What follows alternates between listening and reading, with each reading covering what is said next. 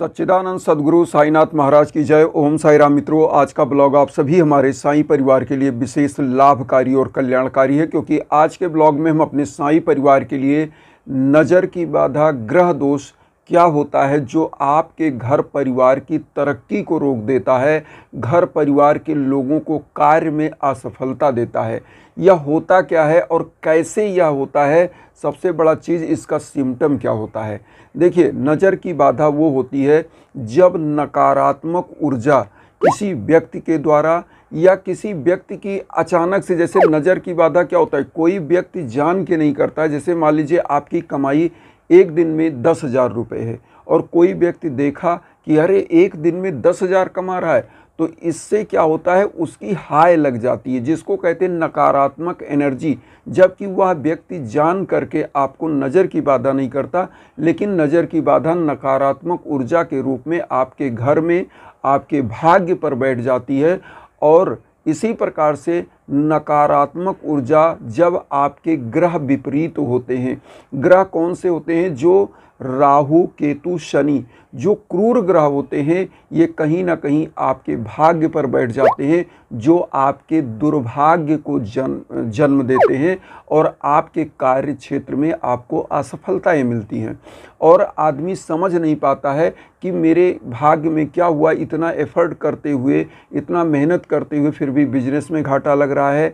कोई युवा बच्चे बच्चियां जो तैयारी कर रहे हैं अपने जॉब के लिए, कैरियर के लिए, तो होता क्या है, वह इंटरव्यू तक पहुंचते हैं। इंटरव्यू में पहुंचते पहुंचते होता क्या है कि टॉप पर पहुंचकर वह टेल पे आ जाते हैं, मतलब असफल हो जाते हैं, काम बनते बनते बिगड़ने लगता है। तो इसी चीज़ को आपके ग्रह बाधा और नज़र की बाधा बोलते हैं। अब इसका सिम्टम सबसे पहले तो आप लोग जान ही गए, मैं एक बार फिर से बता दूं। देखिए, इसका सिम्टम क्या होता है, घर परिवार में कलह रहना, तनावपूर्ण माहौल रहना, उन्नति के मार्ग में बाधा आना, आपके दुर्भाग्य को जन्म देना, आपके घर परिवार में संतान प्राप्ति में बाधा, या कोई भी शुभ कार्य जब होने लगता है तो उसमें अशुभ कार्य आ जाना, ये दुर्भाग्य को जन्म देता है। यही इसके सिम्टम है। तो ये सिम्टम है। अब आपको यहाँ पर करना क्या है, मात्र और मात्र छोटा सा उपाय करना रहेगा। आपको इस उपाय को शनिवार को आप कर सकते हैं, आप इस उपाय को गुरुवार को कर सकते हैं, क्योंकि शनिवार जो शनि का दिन है, भगवान शनि का दिन, जो न्याय के भी देवता माने जाते हैं और क्रूर भी माने जाते हैं। शनि क्या करते हैं, वह न्याय के इसलिए माने जाते हैं कि अगर आप कोई भी थोड़ा सा भी गलत कार्य करते हैं तो वह आपको दंड देते हैं। क्योंकि कुंडली में अगर शनि कहीं ना कहीं गलत स्थान पर, क्रूर ग्रहों के स्थान पर बैठ जाता है तो आपके दुर्भाग्य को जन्म देता है। और शनि का मतलब होता है शनैश्चर, मतलब धीरे धीरे चलने वाला। अगर आपके भाग्य पर वह बैठ जाएगा तो आपका भाग्य जो आपको 10 दिन पहले प्राप्त हो जाना चाहिए, वह पता चला आपको 90 दिन बाद प्राप्त हो रहा है। मतलब इतना धीरे धीरे आपका भाग्य चलता है। तो यह शनि। इसी प्रकार से राहु और केतु होते हैं। राहु केतु क्या करते हैं, आपके दुर्भाग्य को जन्म दे करके जब यह क्रूर ग्रह एक साथ बैठते हैं तो आपकी हर बने बनाए काम को बिगाड़ देते हैं, क्योंकि यह छाया ग्रह होते हैं और क्रूर ग्रह होते हैं। तो इन सब से बचने का एक तरीका है, आपको शनिवार को या तो आपको गुरुवार को, थर्सडे को इस उपाय को करना है। सैटरडे और थर्सडे में से कोई भी दिन आप उपाय कर सकते हैं, चाहे एक दिन करें चाहे दोनों दिन आप कर सकते हैं। तो करना क्या रहेगा, सबसे पहले आप अपने इष्ट देव का जब भी पूजन करें, चाहे आप गुरु के रूप में, जैसे गुरु के रूप में हम साईं बाबा की पूजा करते हैं, तो आप भी जिनकी भी पूजा करते हो, चाहे साईं बाबा की अगर करते हैं तो साईं बाबा के सम्मुख। तो मैं उपाय आपको बता रहा हूँ। सबसे पहले आपको करना क्या है, 1 लोटा जल लेना है, 7 फूल लौंग ले लेना है, 7 लौंग ले लीजिए, थोड़ा सा कपूर और लोबान ले लीजिएगा।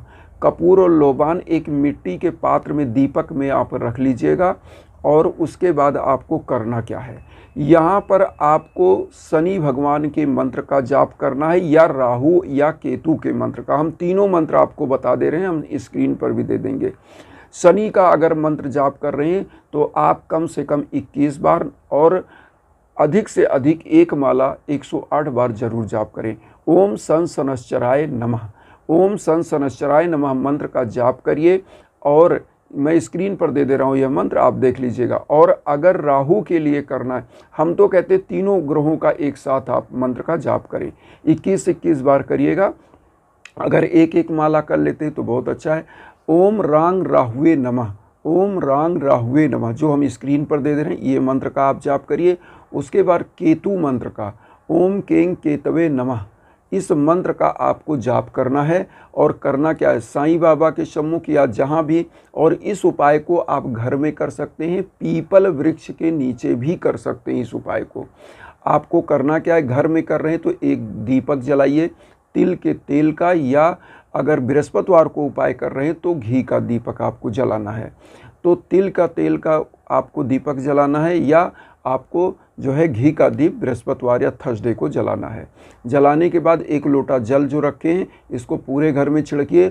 जो आपने 7 लौंग रखा है और कपूर रखा है, थोड़ा सा लोबान रखा है, उसी पात्र में जला दीजिए। जलाने के बाद पूरे पूजा कक्ष में दिखाइए, पूरे घर में दिखाइए। और मैं आपको बता रहा हूँ, अगर आपके घर में बाधाएं हैं, नकारात्मक ऊर्जा है, तो वह अपने आप धीरे धीरे समाप्त होने लगती है। इस उपाय को हफ्ते में 2 दिन, शनिवार और गुरुवार को आप जरूर करें। शनिवार को तिल का तेल या सरसों के तेल का दीपक जला सकते हैं, गुरुवार को घी का दीपक जलाना रहेगा, इतना ध्यान रखिएगा। और इस दीप को भी पूरे घर में दिखाइए। जो इसका धुआं होगा, लोबान, कपूर और लौंग को, 7 लौंग को उसी में, जब कपूर को जलाइए लोबान डाल दीजिए, लोबान डालने के बाद 7 उसमें लौंग डाल दीजिए, इनको जलने दीजिए, जलता रहेगा और पूरे घर में आप दिखा दीजिए। नकारात्मक ऊर्जा चुटकियों में गायब हो जाएगी और आपके घर परिवार के सौभाग्य में वृद्धि होगी। चूँकि आपने सुना होगा वास्तु दोष, वास्तु दोष क्या होता है, जब क्रूर ग्रह या कोई भी चीज़ गलत आपके घर में होती है तो वह नकारात्मक ऊर्जाओं को छोड़ती रहती है। वो नकारात्मक ऊर्जा इस धूम्र से, लोबान अपने आप में औषधीय गुण रखता है, कपूर अपने आप में औषधीय गुण रखता है, और लौंग भी अपने आप में औषधीय गुण रखता है। तो इनको प्रज्वलित करके पूरे घर में दिखाइए। एक लोटा जल है, पूरे घर में छिड़किए।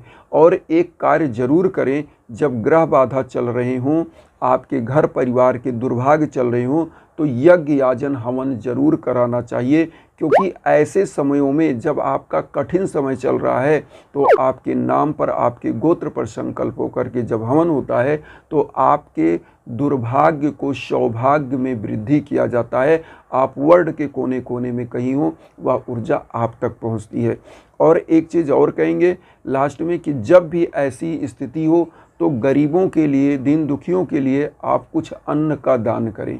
अन्नदान महादान माना जाता है, क्योंकि अन्न का दान किस प्रकार से करना है। मान लीजिए आपने 1 पाव चावल, मतलब कच्चा चीज़ दान करना है, बना चावल नहीं दान करना है कि आपने पता चला हुआ चावल दान कर दिया।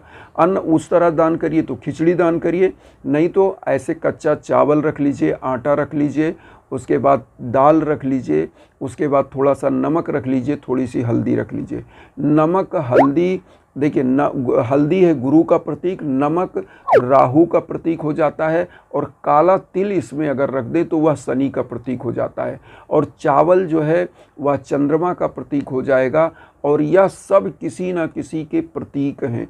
इन अन्न को जब दान करते हैं तो आपके शरीर के कष्ट भी दूर होते हैं, मानसिक कष्ट दूर होते हैं, आपके भाग्य में वृद्धि होती है। तो यह चीज़ गरीबों को आप दान कर सकते हैं, शनिवार या गुरुवार को दान कर दीजिए। इससे भी आपके जीवन में हमेशा सुख आएगी, शांति आएगी, आपकी मनोकामनाएं पूर्ण होंगी। और आपके युवा बच्चे बच्चियां हैं वो भी यह उपाय करें तो निश्चित रूप से उनको सफलताएं मिलेंगी। छोटे छोटे उपाय आपको आगे ले जाते हैं। तो इन्हीं भावनाओं के साथ यही कहेंगे कि वसुधैव कुटुंबकम की जो भावना हम लेकर चल रहे हैं, उसमें आप सभी लोग चैनल को सब्सक्राइब करके अपना आशीर्वाद दीजिए। उन साईं भक्तों तक वीडियो को जरूर शेयर करिए जो किन्हीं कारणों से कष्ट में, दुख में। इसी भावना के साथ ओम साई राम।